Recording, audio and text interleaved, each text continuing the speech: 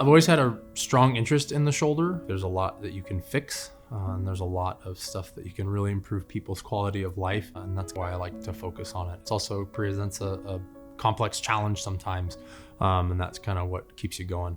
I view the surgeon-patient relationship to be very much a cohesive relationship.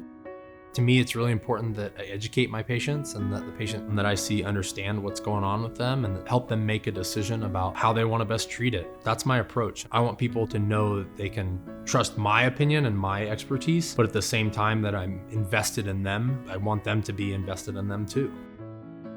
From the time of injury to the recovery, having been in those very same shoes, there's a lot of stuff that kind of goes through your mind. And as someone who's personally had that experience, and I think understanding where patients are coming from and helping them get through that is a big part of how I like to practice medicine. I'm Lindsay. I'm an orthopedic sports medicine surgeon at the center.